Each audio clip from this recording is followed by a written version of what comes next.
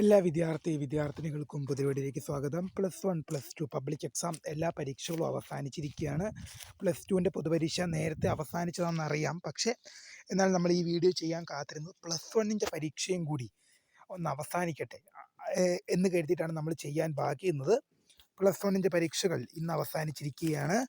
ഇന്ന് നടന്ന ഇംഗ്ലീഷ് പരീക്ഷ, +1ൻ്റെ ഇംഗ്ലീഷ് പരീക്ഷ, +1 റെഗുലർ വിദ്യാർത്ഥികൾ, സപ്ലിമെൻ്ററി ഇമ്പ്രൂവ്മെൻറ്റ് വിദ്യാർത്ഥികൾ, കമ്പാർട്ട്മെൻ്റൽ വിദ്യാർത്ഥികൾ പരീക്ഷ എങ്ങനെ ഉണ്ടായിരുന്നു എന്നുള്ളത് വീഡിയോയ്ക്ക് താഴെ കമൻറ്റ് ചെയ്യുക. റെഗുലർ വിദ്യാർത്ഥികൾ, സപ്ലിമെൻ്ററി ഇമ്പ്രൂവ്മെൻറ്റ് വിദ്യാർത്ഥികൾ, കമ്പാർട്ട്മെൻ്റൽ വിദ്യാർത്ഥികളൊക്കെ കമൻറ്റ് ചെയ്യുക എങ്ങനെ ഉണ്ടായിരുന്നു എന്ന് പരീക്ഷ. +1 +2 പരീക്ഷയിൽ തോറ്റാൽ +1 +2 ഏതാണ് എഴുതേണ്ടത്? +1ഉം +2ഉം തോറ്റു കഴിഞ്ഞാൽ ഏതാണ് എഴുതേണ്ടത്? +2 സേ ഇമ്പ്രൂവ്മെൻറ്റ് എക്സാം എപ്പോഴാണ് വരുന്നതെന്ന് പല വിദ്യാർത്ഥികളും ചോദിക്കുന്നുണ്ട്. വിശദമായ വാർത്തയിലേക്ക് പോകുമ്പോൾ ആദ്യമായിട്ട് ഈ ചാനൽ കാണുന്ന വിദ്യാർത്ഥി ഉണ്ടെങ്കിൽ തീർച്ചയായും അടിക്കേണ്ട മറക്കണ്ട സബ്സ്ക്രൈബ് ചെയ്ത് കൂടെ പറയാൻ പ്രത്യേകം ശ്രദ്ധിക്കാം. സബ്സ്ക്രൈബ് ചെയ്യുന്നതിന് നോട്ടിഫിക്കേഷൻ ബെല്ലേക്ക് ഓൾ ഓപ്ഷൻ എനേബിൾ ചെയ്യുക. ചാനലിലെ വീഡിയോസ് നിങ്ങൾക്ക് ഉപകാരപ്രദമാകുന്നുണ്ട് തീർച്ചയായും ലൈക്കും കൂടി ചെയ്യുക. അതുപോലെ നിങ്ങളുടെ സുഹൃത്തുക്കളിലേക്ക് ഷെയർ ചെയ്ത് കൊടുക്കാനും കൂടി പ്രത്യേകം ശ്രദ്ധിക്കുക. അതുപോലെ നമ്മുടെ ചാനൽ വാട്സപ്പ് ചാനലിൽ ജോയിൻ ചെയ്യാനുള്ള ലിങ്ക് നിങ്ങൾക്ക് വീഡിയോയ്ക്ക് താഴെ ഡിസ്ക്രിപ്ഷൻ ബോക്സിൽ നൽകുന്നതായിരിക്കും. അപ്പോൾ നമുക്ക് നേരെ വളരെ സുപ്രധാനവും വളരെ പ്രാധാന്യം അറിയിക്കുന്ന വാർത്തയിലേക്ക് തന്നെ കിടക്കാം. +1 +2 പബ്ലിക് എക്സാം 2025 +2 പരീക്ഷകൾ ഓൾറെഡി അവസാനിച്ചതാണ്. എന്നാൽ +1 പരീക്ഷകളും കൂടി കഴിയാൻ വേണ്ടി കാത്തിരിക്കുകയായിരുന്നു ഈ വീഡിയോ ചെയ്യാൻ വേണ്ടി. ഇന്ന് നടന്ന ഇംഗ്ലീഷ് പരീക്ഷ, +1ൻ്റെ ഇംഗ്ലീഷ് പരീക്ഷ എങ്ങനെ ഉണ്ടായിരുന്നു എന്ന് വിദ്യാർത്ഥിനികൾ വീഡിയോയ്ക്ക് താഴെ കമൻറ്റായിട്ട് രേഖപ്പെടുത്തേണ്ടതാണ്. നിങ്ങളുടെ അഭിപ്രായങ്ങൾ കേൾക്കാൻ കമൻറ്റ് ബോക്സുകൾ തുറന്നു വെച്ച് ഞാൻ ഇരിക്കുകയാണ്. അപ്പോൾ നിങ്ങൾ കമൻറ്റ് ചെയ്യുക.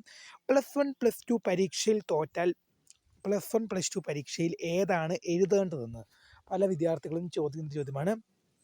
ഇപ്പോൾ ഉദാഹരണം നമ്മൾ എടുക്കുകയാണെങ്കിൽ, ഞാനിപ്പോൾ ഹ്യൂമാനിറ്റീസ് പഠിച്ചൊരു വിദ്യാർത്ഥിയാണ്. അതുകൊണ്ട് തന്നെ ഹ്യൂമാനിറ്റീസിലെ ഒരു സബ്ജക്റ്റിനെ ഞാൻ ഉദാഹരണമായിട്ട് എടുക്കുകയാണ്.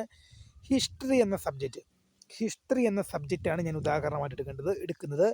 അപ്പോൾ ഒരു വിദ്യാർത്ഥി ഹിസ്റ്ററിയിൽ പാസ്സാകുന്നത്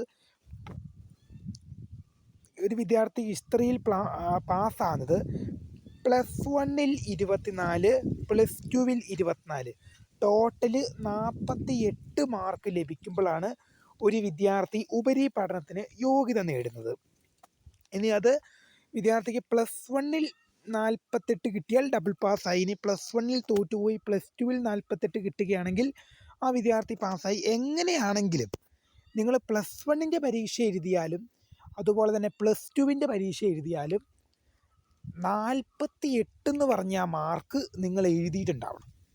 അത്രമാത്രം നിർബന്ധം. നിങ്ങൾ +1ൻ്റെ ഹിസ്റ്ററി പരീക്ഷയാണ് എഴുതുന്നതെങ്കിലും +2ൻ്റെ ഹിസ്റ്ററി പരീക്ഷയാണ് എഴുതുന്നതെങ്കിലും രണ്ടും കൂടെ കൂടുമ്പോൾ, +1ഉം +2ഉം കൂടെ കൂടുമ്പോൾ, ഇപ്പോൾ +1ൽ 48 ഉണ്ട്, അല്ലെങ്കിൽ +2ൽ 48 ഉണ്ട്, അല്ലെങ്കിൽ +1ൽ 24, +2ൽ 24, എങ്ങനെയാണെങ്കിലും 48 മാർക്ക് നിങ്ങൾ എഴുതി വാങ്ങിക്കഴിഞ്ഞാൽ +2 ഹിസ്റ്ററി എന്ന വിഷയം കരകയറാൻ സാധിക്കും. അതുപോലെ തന്നെ +1 +2 പരീക്ഷ തോറ്റാൽ ഏതാണ് എഴുതുന്നത്? +1 തോറ്റാൽ നിങ്ങൾക്ക് +1ഉം എഴുതാം, +2 എഴുതാം. ഞാൻ ആദ്യമേ പറഞ്ഞു +1ഉം +2ഉം കൂടെ ചേരുമ്പോൾ 48 കിട്ടിയാൽ മതിയെന്ന്. ഒരു 80 മാർക്കിൻ്റെ എക്സാമിൽ +1ഉം +2ഉം കൂടെ ചേർന്ന് കഴിയുമ്പോൾ ഒരു വിദ്യാർത്ഥിക്ക് 48 മാർക്ക് കിട്ടിയാൽ മതി. അതുപോലെ തന്നെ +2 പരീക്ഷ തോറ്റാൽ വിദ്യാർത്ഥിക്ക് +2 എഴുതാം, അതുപോലെ തന്നെ +1ഉം എഴുതാം.